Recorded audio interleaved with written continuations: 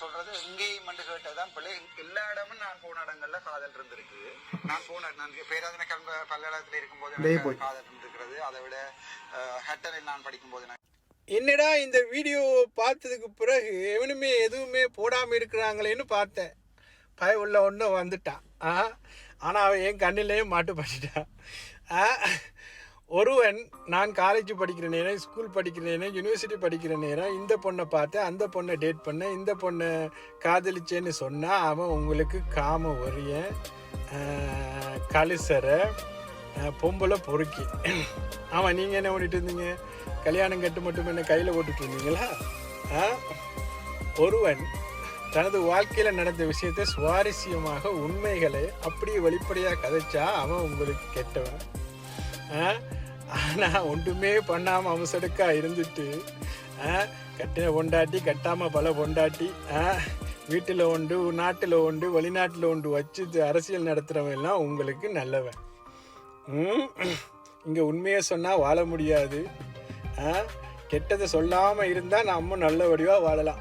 இந்த வீடியோவை பார்த்தா எனக்கு இதுதான்டா புரியுது. நாங்கள் ஆரம்பத்திலேருந்தே சொல்லியிருந்தோம், இவர் வந்து சிங்களத்தால் ஏவி விடப்பட்ட அம்பண்டு. இவர் வந்து சாவிச்சரிய விடயத்தை வந்து கையில் எடுத்தார். அது ஒரு நல்ல விடயம். அது வந்து மக்களுக்கு வந்து இதை காட்டினார். இங்கே ஒரு பிரச்சனை இருக்கு. அர்ஜுனா சிங்களவனால் ஏவிவிடப்பட்ட அம்பு, இந்தியாவால் ஏவிவிடப்பட்ட அம்பு, கூட்டுக்குழு ஒட்டுக்குழுவால் ஏவிவிடப்பட்ட அம்பு. அது யாரால் ஏவிவிடப்பட்டாலுமே அது வந்து விழுந்த இடம் ஈழத்து மக்களுடைய இதயம். அது நல்லதே செய்யும், நல்லதே நினைக்கும் என்று நம்ம நினைப்போமே. ஏன் இந்த வீண் பேச்சுடா உங்களுக்கு? அது மட்டும் இல்லை, அர்ஜுனன் ஏவி விடப்பட்ட அம்பில்ல, அவன் கைகளில் பல தெய்வீக அஸ்திரங்களும் உண்டு.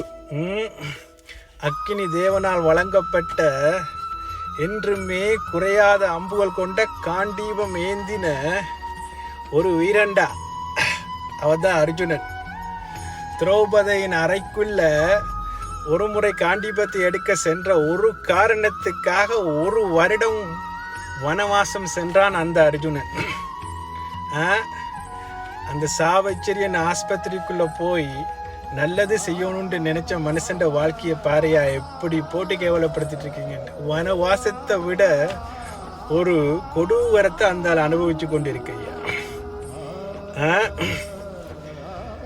வனவாசம் சென்ற அர்ஜுனன் அங்கு 3 கல்யாணம், திரௌபதியை சேர்த்து 4 கல்யாணம் கட்டின அர்ஜுனன், மகாபாரத அர்ஜுனன் உங்களுக்கு வீரன்.